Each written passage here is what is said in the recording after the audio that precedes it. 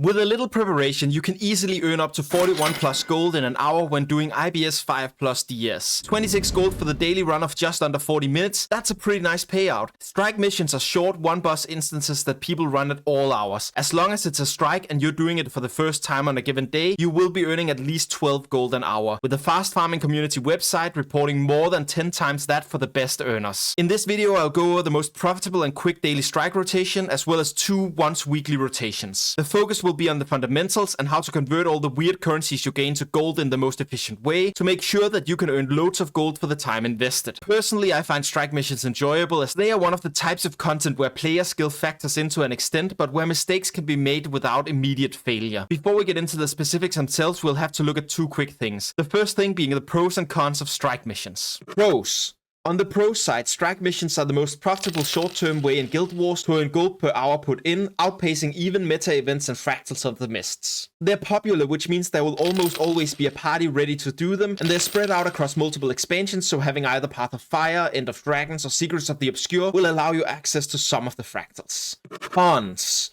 However, on the con side, the fact that they are spread out also means that you have to have all 3 of those expansions to actually take advantage of all the gains from strike missions. And also you do have to find an actual build to be able to do them. Not to despair though, because I'll quickly go through what an optimal group composition looks like, how to read the best sites for builds, and how to get the gear required by the site before moving on. If you're an experienced player and just here for the conversions, feel free to skip to the next chapter and let's find the right build for the rest of you. A strike mission group consists of 10 people, which the commander will sort into 2 subgroups of 5 each. Each group will require a healer and 4 DPS, as most spells hit up to 5 people and prioritize people in the same group. Guild Wars 2's attempt at removing the Holy Trinity got rid of tanks and made DPS highly influenced by specific buffs. The 2 most important ones are alacrity and quickness. Each group wants to have both of these buffs up constantly, and the most efficient way of doing that is to have them on specific people instead of everyone bringing a little. The healer is the optimal person to choose for one of the buffs, as they don't lose as much DPS on changing their build. The other one has to go on a DPS. This leaves us with 5 different roles in Guild Wars: alacrity healer, quickness healer, alacrity DPS, quickness DPS, and pure DPS. When filling a group, we don't necessarily care which buff is covered by the healer and which by the DPS, so we can just call it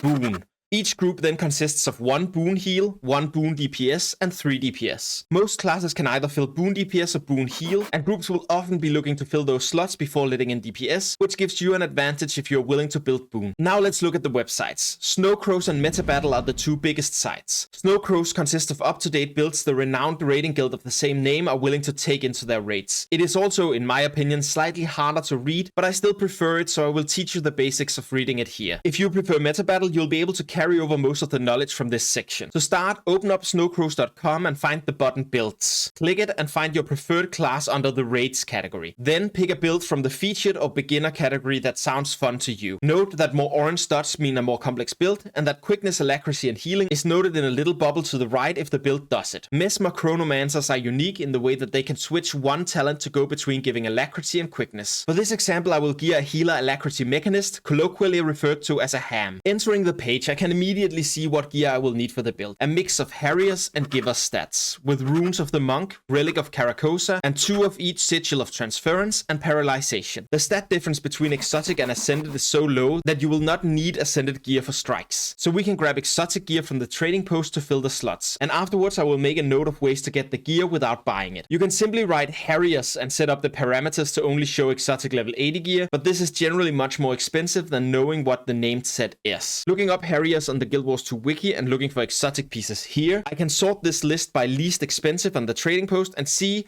that this is actually not the case here. Right now, Harrier's Monastery is the cheapest set to buy. So I pick up the helm coat, gloves, legs, and boots. Then I look up Harrier's trinkets for the amulet, 2 rings, and earring. Then the back piece. And then I repeat with Givers to get the shoulders, shortbow, mace, shield, and 1 accessory. Almost done with the trading post, I grab 2 superior sigils of transference and 2 of paralyzation. Monk runes for dungeon resources. And one last thing here is the food. Generally, you won't need food or utility for normal mode strikes, but if you are giving a boon, it's very important that your concentration stat matches the one you see up here to ensure full boon uptime. You won't need Ascended Feasts though. The Ball of Paltry Satay gives you 70 concentration along with healing, and if you need more concentration, you can grab the Soul Pastry to get 100 concentration instead. I also promised to show you an alternative way to get this gear. The easiest way to get Ascended gear these days is to fill up the Wizard's Vault progress and purchase the crates with Wizard's Box. You might also have noticed that there are a bunch of ways to get account-bound exotic armor of the Harriers variety. These are all time intensive, so what I suggest instead is to spend your time doing meta events, which is also a great way to gain gold and don't require any specific armor to start. Link to a guide gaining gold with them at the end of the video. With that out of the way, scroll a bit to look at the utility skills you need. If there's a locked skill like here, it's usually because the guide wants you to pick different skills depending on the need. You can see that explained in the skill notes bar. You don't need to switch around much for the strike mission, so feel free to pick the most interesting one to you. In the example here, I like Barrier Signet to make it easier to keep up alacrity. Scrolling a bit further, you can see the talent trees. In this example, Inventions, Alchemy, and Mechanist. Simply pick up the same talents that the guide has. You can then go over to the left and read the details of the build. Your openers, how the core skills work for giving boons, and how your healing works. Anything relevant. Read through it, and when you feel comfortable, put it to use. If you need examples of gameplay, simply write your build name into YouTube. I like Muglock's videos a lot myself, so if you're looking for an endorsement, he has mine. With that out of the way, let's go through some of the more profitable strike missions, exploring what you need to do them, what you gain from them, how to convert the unique currencies they offer, and how the strikes are done to get the best amount of loot. Starting with deep in the Shiver Peaks, hidden away in the Eye of the North, the commander prepares to make a stand against the twin Elder Dragons, Jormak and Primordus. The story has been made into 6 strike missions, a long escort map, and a big battle akin to an instanced meta event. Usually people don't do the long escort map and the longest of the strike missions. You can choose to, but the rotation we will be taking from here is known most often as IBS 5 plus DS. The 5 most popular Icebrood Saga strike missions and Dragonstorm. You might also often find a variation called IBS 3, which is the easiest 3 of the strike missions: Shiver Peak Pass, Frany of Jormak, and Voice and Claw. These are basically freebies, while Whisper of Jormak is a decent challenge, and Bone Skinners requires a party knowing how to look at animations and move in a leftwise circle. But more on that soon. First, let's find out. To access all the strikes in IBS 5 plus DS, you have to own the Path of Fire expansion. Being level 80 will automatically allow you access to the Eye of the North. From here, you simply walk to the central portal to access a given strike. And when you're in a group here, a pop-up will allow you to join from anywhere in the Eye when your commander enters. The Essence Manipulation Masteries are locking away a large amount of the loot gained from these strikes. Getting both Resilience, Valor, and Vigilance to tier 3 for a total of 12 mastery points gets you all the loot, but only tier 2 is required to open all the chests for somewhat reduced loot from the large chests. After getting those masteries, look for the Dragon Slayer track. You will want to unlock Tyrian Ironmaw, the seal discount vendor, for optimal gain from Tyrian defense seals, a currency dropped in Dragonstorm. You need Great Champion to unlock the vendor, with a larger daily offering opened up at Shining Champion and again at Dragon Slayer. The mastery doesn't change the amount of seals dropping though, so definitely wait until you have the Essence Manipulation masteries. Unlocking Khan Fallen Skull and Kip Corson by talking to Lady Camille and purchasing Unlock Hat's Chili Trader and Unlock Eternal Ice Trader will make turning one of the main currencies into hard profit much more convenient. Understanding the LFG tab is a must. To find a squad, open your social tab, standard hotkey U, then find the looking for group tab. Navigate to strike missions experienced. If you have gotten a build and watched a video on the strike, you definitely count. Find any group that writes IBS 5 plus DS, 2 Alak, 2 Quick, 2 Heal, or any variation that has a role open you can fill. Remember that any heal is expected to also fill one of the Quick or Alak slots and join it. Got all that? Good. Then let's first take inventory of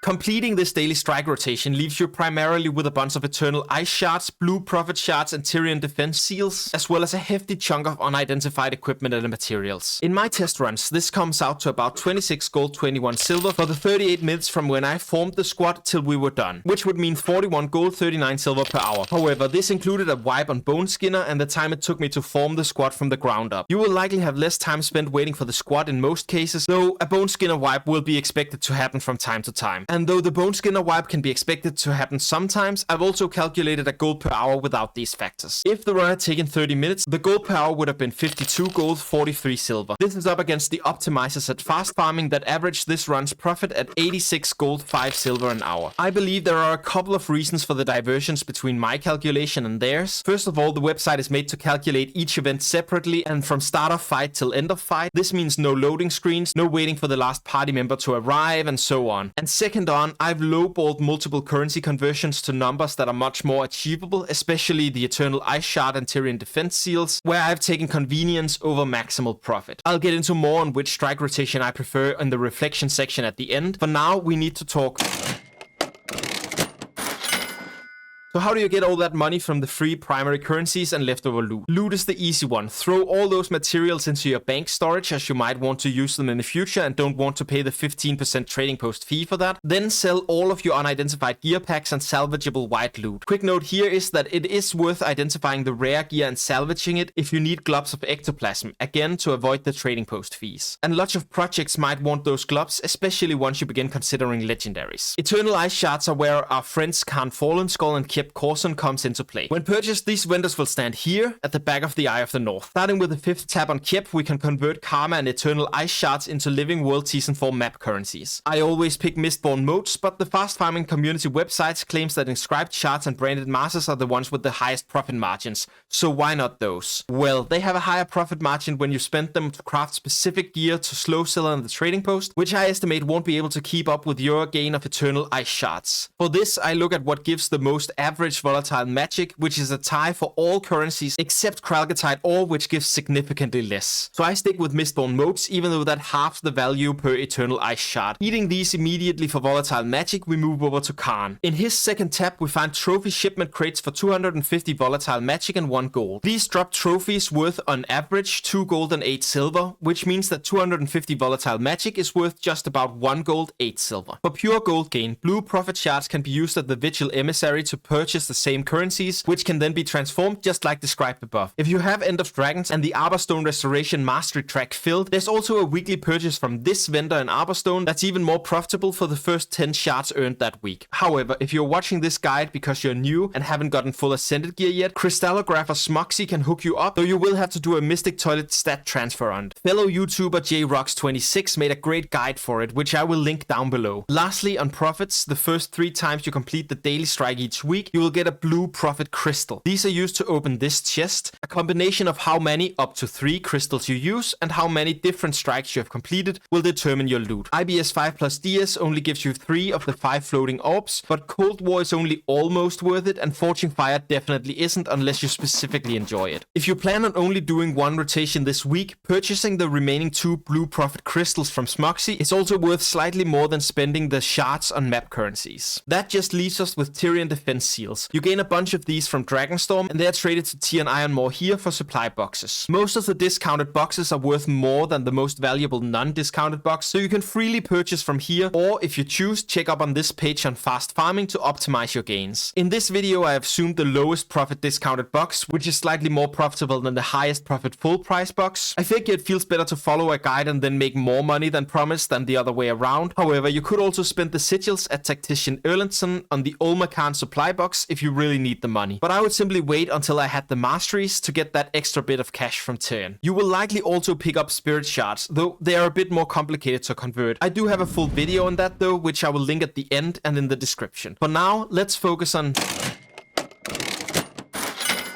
Strike missions all have bosses that require knowledge of a bunch of specific mechanics deserving of their own videos. I will link my favorite guides on these in the description, especially Muglock's Get to the Point series when possible, since they are short and informative at once. However, in this rotation specifically, most bosses are so easy no deep guide is required. I suggest looking up Bone Skinner and Whisper of Jormak. Bone Skinner can basically be summarized in, as he lifts his claw, move left. If you don't, you die. And it's therefore even more important that you stack on top of the commander than it normally is. And it's always important to stack tightly on commander. Whisper of Jormak has chains he deploys. If you're targeted, stay in a straight line so people can move out of the way, and when he's at 25%, he has a large flashy ball throwing attack that can be difficult, but is instantly made irrelevant if a necro places a good flesh worm as long as you stay out of melee. And finally, on Dragonstorm, the squad has to split between 2 bosses regularly. Look at your group number and go to the boss the commander calls your group to. Oh, and the Coden bosses have to die simultaneously, switch on 20% or when the commander calls for it. All other mechanics are standard red circles bad, spread away when targeted by red circles, and stand on green circles. You can likely make do with just that advice in this rotation, though if you have any trouble, look up one of these guides focused on gameplay. From isolationists through criminals to an Elder Dragon, the commander deals with many threatening foes in Cantha. There are 4 primary strike missions in End of Dragons, and a 5th one, but Old Lion's Court is considered significantly more difficult, and it has significantly fewer rewards than the other 4. As a little fun fact, it is also one of the few places in the game outside of raid bosses where there is a tank role in quotation marks. That is a person that needs to kite one of the bosses more so than an actual tank. These missions are significantly worse than the IBS 5 plus DS run to do daily, but once a week have huge payouts. They are, however, also on a priority rotation, and doing just the priority strike for a day is a decent payout, even if you have already done it that week. So for the most optimal way to farm this, spread out your run over the week doing the priority strike each day. However, you shouldn't worry about losing out if it's more efficient for you to find a full clear squad. So to access the End of Dragon strike missions, you have to own End of Dragons.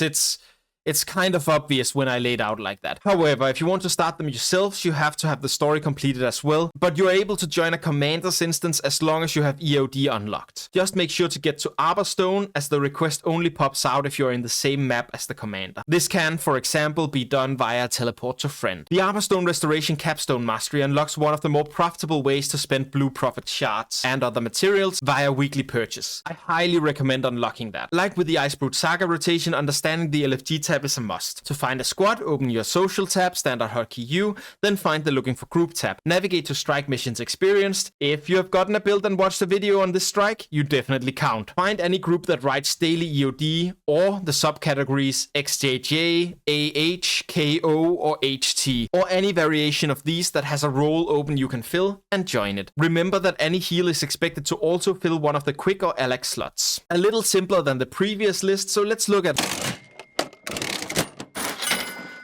completing any EOD strikes leaves you primarily with a bunch of Blue Prophet shards and 1 or 2 big loot crates, depending on whether it was the priority strike of the day, as well as a straight payout in gold. No trading post fee required, baby. In my test runs, this comes out to about 24 gold, 80 silver for the 66 minutes from when I formed the squad till we were done, which would mean only 22 gold, 55 silver per hour. However, like on the Icebrood rotation, we had a wipe here, which was late in the Harvest Temple strike at the final large ball, which has to be balanced, which meant a couple of people left. This wasted 15 minutes total, though they did drop us 4 Blue Prophet shards to mitigate. Those 20 silver's value isn't much of a band-aid though. It's infrequent, but it does happen and it cuts into the gold per hour. The time it took me to form the squad was also really long, since I wanted to do the entire week in one rotation for this video, instead of taking the priority strike each day as I recommend you do. Like with Icebrood, I'd advise that you're going to spend less time in the wait when you're joining someone else's squad, at the cost of not being able to do it if a squad isn't up. If I remove the wait and wipe, the run took only 36 minutes, which would leave the gold per hour at 34 gold, 45 silver, which is still a long cry from the optimizers at fast farming that average this run's profit to 65 gold, 33 silver an hour, which, if it only took me 25 minutes to run the entire thing, would make my loot worth 59 gold, 52 silver per hour, not too far off. Either way, I'm definitely using my gold gain for the thumbnail of this video. In the meta event video, I sometimes beat the fast farming average, but that doesn't seem likely here. Anyhow, let's talk. I'll make this one quick, as no currencies have been introduced here that you didn't hear me explain the Icebrood Saga part. But to summarize, loot is done the exact same way. Basically send all to storage and sell anything that doesn't go to storage on the trading post. The Blue Prophet shards gives the most gold when converted into Season 4 Living World currency at this vendor in Eye of the North. A shame we don't have it in Arborstone, so this does unfortunately require access to the Icebrood Saga. That currency is then eaten and the volatile magic spent at this vendor to purchase magic trophy shipments for a profit of, on average, 1 gold, 8 silver per shipment. This currency is also used for purchasing ascended gear. See more above if you skip to here. And again, spirit shards will slowly infect your wallet, and I have a video on converting them into a ton of gold, linked below and at the end. With me so far? Good. Then let's see. Unlike in the Icebrood Saga, all of these bosses do require specific strategies diverse enough to not just deserve, but need their own videos. I will link my favorite guides on these in the description, especially Mugloc's Get to the Point series when possible. If you prefer watching more depth than Mugloc provides, Crew also makes great guides, linked below. After watching a guide, if you're feeling confident, you can join groups under Strike's Experienced, though the good guy thing to do would be to find a guild willing to take you through the first time, so you get a feel for it without impeding people just rushing through their daily rotation. The people really wanting to avoid you will put up their groups under the tag 250 LI, which is prompting you to show 250 legendary insights. It's a completely insane amount, only really accessible through raiding, since it would take 250 weeks of doing all 4 End of Dragon strikes to get that amount. Just a casual 4.8 years of weekly gaming. Anyhow, asking in the map chat in Arborstone can also be a good way to find a friendly group willing to take you through the first time. Alternatively, if you're already rich and just looking to diversify how you gain gold, buy the commander tag for 300 gold and you never have to worry about squad requirements again. Your squad, your rules. I like to ask for 250 potatoes from people joining my EOD squads. That's a bit of a sidetrack though, so let's instead move to the 2 most critical tasks the Wayfinder undertook before confronting Eparch was freeing the Doctor from her Cryptid position and taking down the Cryptid Lord Ceres. These 2 strikes are all we got from Secrets of the Obscure. Doing them weekly is, according to Fast Farming, the most lucrative gold for time input out of all the strike missions, and doing the daily priority strike among them is comparable to doing the Icebrood saga strikes, which is great. I would also argue that Cosmic Observatory is the perfect introduction to challenge mode strikes once you're comfortably consistently running normal mode strikes. More on that in the how do you do it section. First, we're gonna go over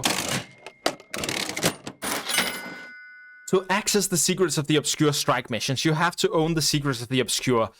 Yeah, I know. If you want to start them yourself, you have to have the story completed as well, but you are able to join into your commander's instance as long as you have Soto unlocked. Just make sure to get to the Wizard's Tower, as the request only pops up if you're in the same map as your commander. Getting here can be done with Teleport to Friend. Like with the previous strike rotations, understanding the LFG tab is a must. To find a squad, open your social tab, standard hotkey U, then go to the looking for group tab, navigate to strike missions experienced. If you have gotten a build and watched a video on a strike, you definitely count. Find any group that writes daily CO or daily TOF or any variation of these that has a role open you can fill, and join it. Remember that any heal is expected to also fill one of the quick or Alex slots. Probably the most accessible strikes in terms of meta complexity so far, which will continue as we talk about.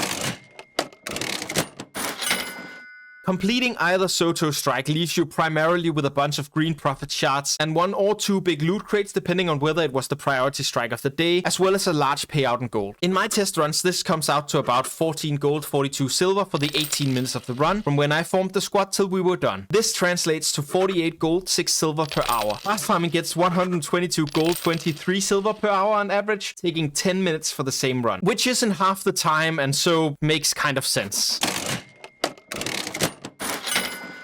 The only currency to be introduced here are the green profit shards that take the place of blue profit shards when you do current expansion content. So be aware that in about 4 days from the upload of this video, you will likely be getting blue profit shards instead, and that's a good thing, as green profit shards lack access to the Season 4 currency conversion blue shards have. I'd simply save up my green shards till then, unless you're looking to purchase Ascended gear with them. Quick summary of what to do once they convert. Go to this vendor in Eye of the North and purchase Mistborn modes. Eat those and spend the volatile magic at this vendor to purchase magic trophy shipments for a profit of, on average, 1 gold, 8 silver per shipment. Loot is done the exact same way. Basically, send all to storage and sell anything that doesn't go to storage on the trading post, and spirit shards will be covered in another video. That's basically it. Let's round out by talking. Just like in End of Dragons, all of these bonuses do require specific strategies diverse enough to not just deserve, but need their own videos. I will link fellow creator Muglock's Get on the Point series in the description. After watching a guide, if you're feeling confident, you can join groups under Strikes Experienced, though the good guy thing to do would still be to find a guild willing to take you through the first time, so you get a feel for it without impeding people just really wants to get through their daily rotation. Here there are no daily insights as with End of Dragons. Instead, people will ask for kill proof if they want to secure experienced people. Kill proof in-game are the loot bags that you will have to leave unopened in your inventory to link in chat when you join. Alternatively, there's this website where you can link up your account and then simply send your personal link in chat to let the commander check your credentials. Having something like this integrated into the game itself is definitely on my ANET wish list. Anyhow, in my experience, people rarely ask for kill proof unless they are doing challenge mode. And I did mention that Cosmic Observatory challenge mode is a good way to get into challenge modes, as it is comparatively easy. For specific tactics, you should watch Muglock's video on it, but as a reward for staying with me so far, I would like to highlight the most difficult parts where you can focus to keep the potential frustration from the elite at a minimum. Dagda makes a green line. You can sidestep a bit to check if it's on you. If it follows you, you have to move backwards to make sure your party is between you and her.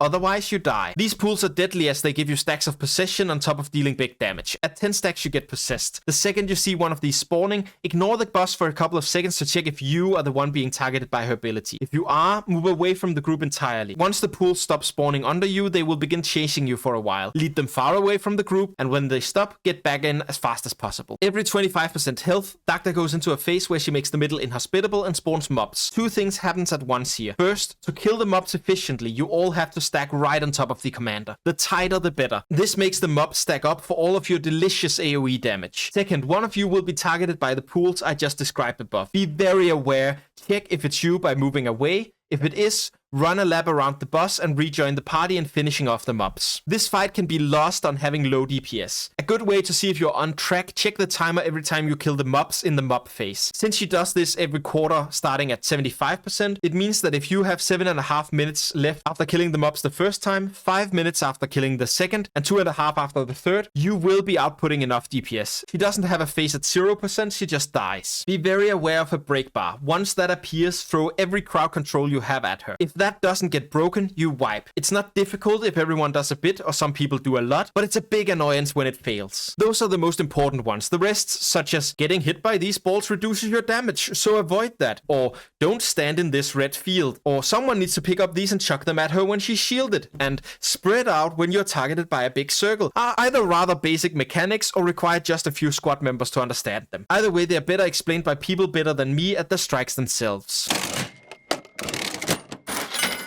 In summary, doing the Icebrood Saga 5 plus Dragonstorm on a daily rotation is the most consistent of the gold sources, with the End of the Dragons and Secret of the Obscure being nice boosts weekly. Secrets of the Obscure is also really profitable per hour on the daily rotation, but with only 2 strikes you don't really get a good session going like you do with Icebrood. And that's very important to highlight here. While there are very high gold per hour rates for these strikes, most of the rotations don't even last an hour and can be done only once a day or a week for the payout. Not that the payout is terrible. The first full run a week would amount to 26 gold, 21 silver from Icebrood Saga, 24 gold, 80 silver from End of Dragons, and 14 gold, 42 silver from Secrets of the Obscure, netting a total of 65 gold, 43 silver, doing 1.5 hours of content. Especially if you're low on time to play the game, clearing IBS 5 plus DS each day for a week is a nice, clean objective that pays out 183 gold a week. That is 2 weeks for your very own commander tag, another character slot through gold to gem conversion, or 88,235 potatoes. Take that as kill proof and mail it to any commander that wants legendary insights.